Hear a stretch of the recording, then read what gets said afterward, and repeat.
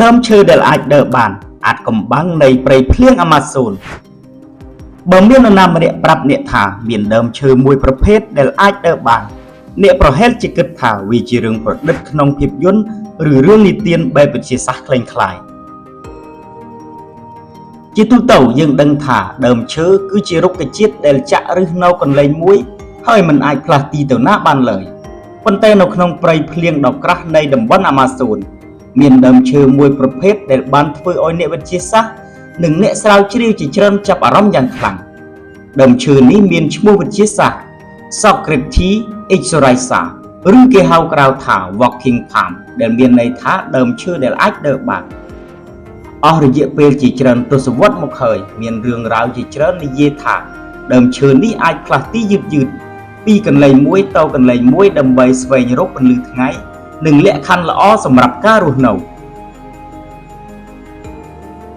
ដើមឈើចម្លែកដែលមានឫសលេចផុតពីដី Walking Palm ត្រូវបានរកឃើញនៅតំបន់ព្រៃភ្លៀងនៃប្រទេសដូចជាអេក្វាទ័រ ប៉េរូ កូឡុំប៊ីហើយនិងប្រទេសប្រេស៊ីលអ្វីដែលធ្វើឲ្យវាខុសពីដើមឈើដទៃគឺឫសរបស់វាមិនលាក់នៅក្រោមដីទាំងស្រុងនោះទេផ្ទុយទៅវិញវាមានឫសជាច្រើនដែលលាតសន្ធឹងចេញពីគល់ដើមហើយចុះមកដីដូចជាជើងរបស់សត្វពីងពាងយក្សនៅពេលមើលពីចម្ងាយវាហាក់ដូចជាដើមឈើកំពុងឈរលើជើងរាប់សិបនេះហើយជាមូលហេតុដែលអ្នកស្រុកជាច្រើនជឿថាវាអាចដើរបានតើវាពិតជាអាចដើរបានមែនឬទេប្រជាជនក្នុងតំបន់បាននិយាយថាដើមឈើនេះអាចផ្លាស់ទីបានប្រហែលពី3សង់ទីម៉ែត្ររហូតជាច្រើនម៉ែត្រក្នុងមួយឆ្នាំគេជឿថានៅពេលមានដើមឈើធំៗបាំងពន្លឺថ្ងៃ Walking Palm នឹងបង្កើតឫសថ្មីទៅទិសដែលមានពន្លឺច្រើនជាងខណៈពេលដែលឫសចាស់នៅម្ខាងទៀតស្លាប់បន្តិចម្ដងដើមឈើទាំងមូលហាក់ដូចជាកំពុងផ្លាស់ទីទៅមុខ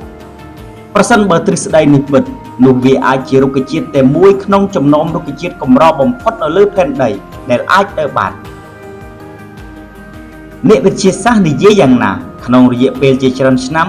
អ្នកវិទ្យាសាស្ត្របានសិក្សាអំពី Walking Palm ដើម្បីស្វែងរកការពិតអ្នកស្រាវជ្រាវមួយចំនួនបានសន្និដ្ឋានថាដើមឈើនេះអាចផ្លាស់ប្ដូរទីតាំងបន្តិចបន្តួចតាមរយៈការលូតលាស់នៃឫសថ្មីនិងការងាប់នៃឫសចាស់ប៉ុន្តែអ្នកវិទ្យាសាស្ត្រជាច្រើនផ្សេងទៀតបានបដិសេធគំនិតនេះថាវាអាចដើរដូចជាសត្វឬមនុស្សបានពួកគេនិយាយថាអ្វីដែលកើតឡើងគ្រាន់តែជាការលូតលាស់ធម្មជាតិរបស់ឫសប៉ុណ្ណោះមិនមែនជាការផ្លាស់ទីពេញលេញនៃដើមឈើទាំងមូលនោះទេហេតុអ្វីបានជាវាមានឫសបែបនេះ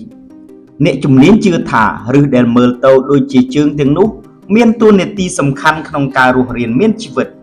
ព្រៃភ្លៀងអាម៉ាហ្សូនតែងតែមានភ្លៀងធ្លាក់ខ្លាំងនិងដីទន់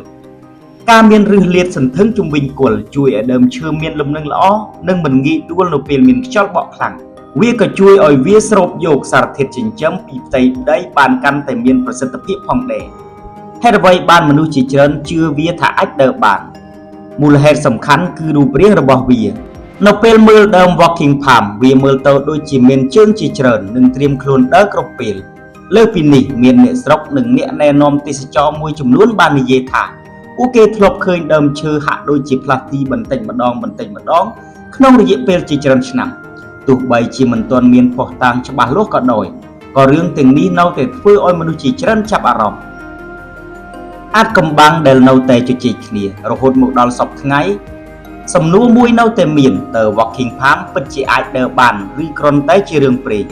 អ្នកវិទ្យាសាស្ត្រភាគច្រើនយល់ថាវាមិនអាចដើរដូចមនុស្សឬសត្វបានទេប៉ុន្តែការលូតលាស់នៃឫសរបស់វានិងរូបរាងដ៏ចម្លែកបានធ្វើឲ្យវាក្លាយជារុក្ខជាតិអាចកំបាំងបំផុតមួយនៅលើពិភពលោក Walking Palm គឺជាឧទាហរណ៍ដ៏ល្អមួយដែលបង្ហាញថាធម្មជាតិនៅតែមានអាចកំបាំងជាច្រើនដែលមនុស្សមិនទាន់យល់ច្បាស់ទោះបីជាវាមិនអាចដើរបានដូចរឿងព្រេងនិយាយក៏ដោយក៏រូបរាងដ៏ចម្លែកនិងឫសដែលមើលទៅដូចជាជើងរបស់វាបានធ្វើឲ្យមនុស្សជុំវិញពិភពលោកហៅវាថាដើមឈើដែលអាចដើរបាន